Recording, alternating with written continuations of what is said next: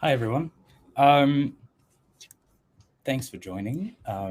So I will be presenting the main insights into Europe and Israel tech so far this year, as well as a bit of SaaS-specific insights towards the end.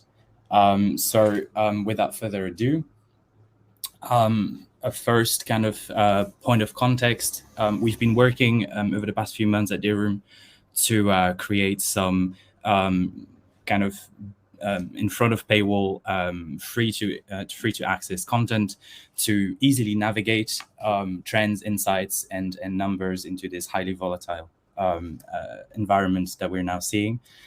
So we've got SaaS guides and also geographic guides to cover EMEA, Israel, and Europe in greater depth. We're trying to keep these up to date. So this is kind of the most comprehensive and exhaustive coverage of free to use insights that we can provide yet. This report builds on this, as well as a few ad hoc findings that will be published in the coming weeks.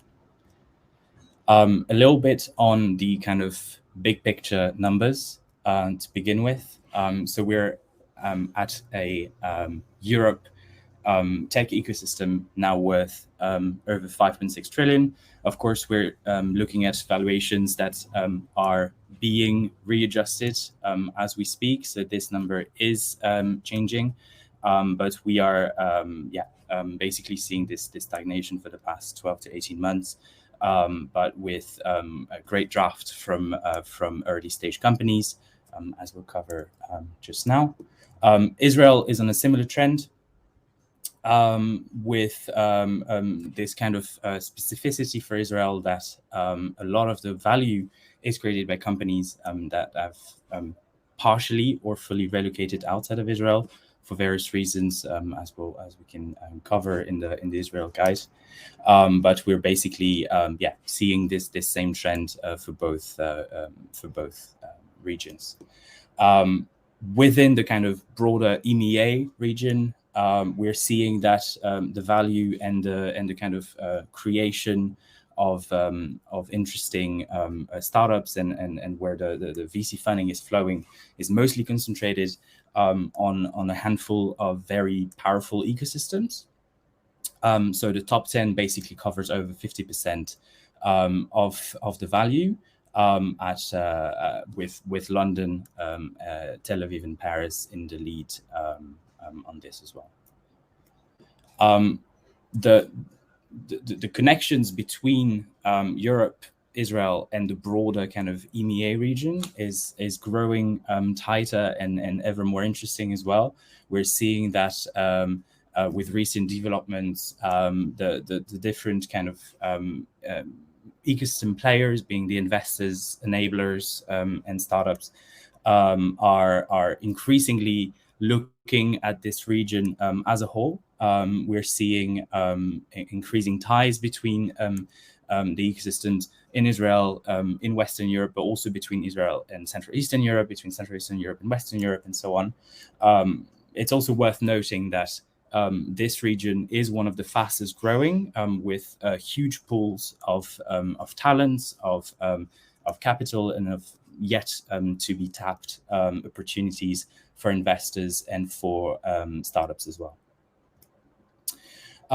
Together with Axel, we've been looking recently at the kind of the story behind these success stories in the region, and we've been trying to contextualize this in the broader framework of kind of where previous talents and kind of key enablers are moving to help unlock the next level and the next stage of new startups.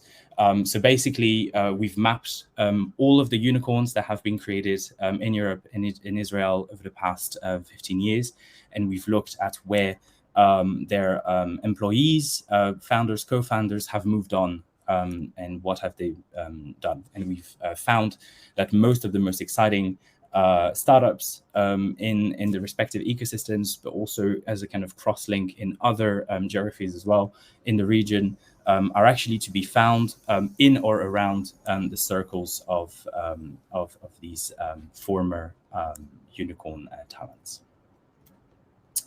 A little look at VC funding and activity in the region. Of course, as we just said, in this peculiar times, we are seeing that EMEA is now, for the first time, for the past 12 to 18 months, reaching this kind of milestone of capturing over 20% of global VC activity. This is specifically interesting in light of the fact, of course, that Europe and Israel capture the most of this activity, but also that other hubs are emerging in the region, and that we're really seeing this kind of flywheel effect going in full bloom in the region. Europe's share, especially on early stage, is actually growing as well. We are now at a record 22% of global early stage activity happening in Europe. So this is very exciting because this is something we've been hearing from founders and from past stories, that access to capital tended to be more difficult in Europe than in other parts of the world, especially looking at the US. So here we're looking really at a kind of new chapter for European tech, where capital might be slightly easier to find to company growth. For Israel specifically, we're in a slightly different context, of course, with in terms of geography. But looking at the MENA region, Israel is really has been kind of the hegemon in terms of venture capital activity so far. But we are seeing that the emergence of other hubs is also redefining this picture. But it's worth noting still that Israel is by far the main destination in MENA. For VC activity at about half of the total volumes invested. Interestingly, also, new startups that are managing to raise funding have been at an all-time high since 2021, and the difference between North America and EMEA in terms of absolute numbers of startups receiving new funding has been closing. And even with the contraction that we've seen over the past 12 months, we're seeing that actually the numbers of new startups in North America and EMEA are now vastly similar. This is again a great encouraging signs to see that EMEA is really coming together, and specifically within it, Europe and Israel as true contenders on the tech ecosystem map. Onto SaaS insights specifically, we're looking at very different pictures depending on specifically which segments you look at. At Dealroom, when we talk about SaaS, we talk about roughly 220,000 companies globally. We do count both B2B and B2C SaaS, but B2B representing the vast majority of this.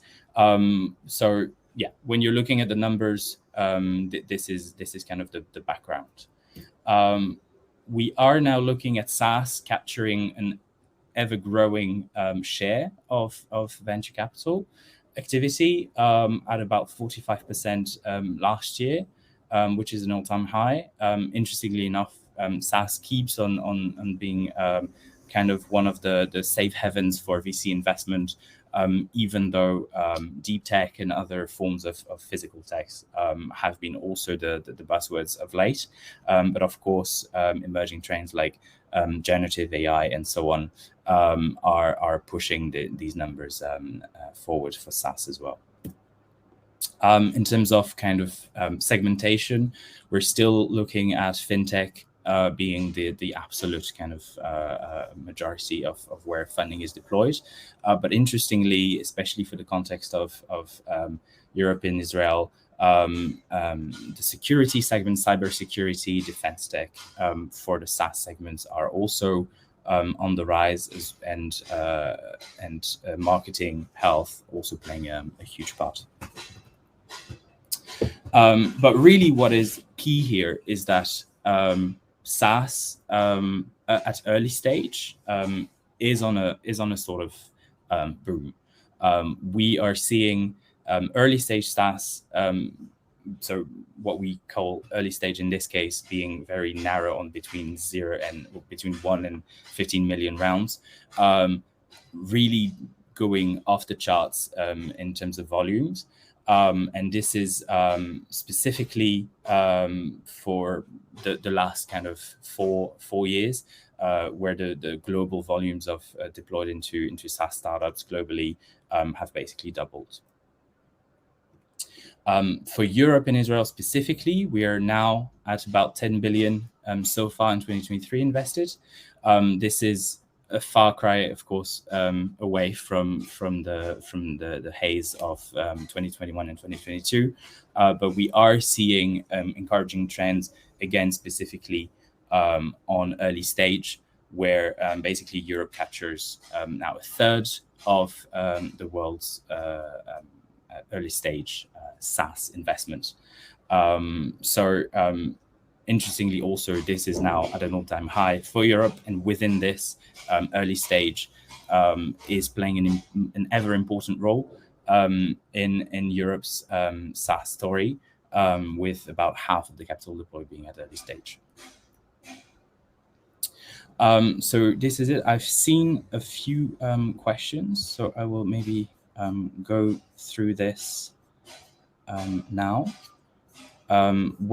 So I've seen a question on the per capita mentioning. So we're looking at the population of the respective countries.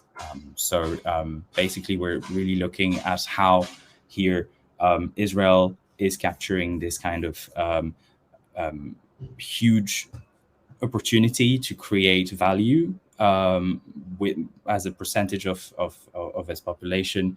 The number of startups that are valued highly is really pushing the numbers for Israel specifically, in a way that for Europe it is still lagging, even though of course the higher population can explain that. If there are any other questions?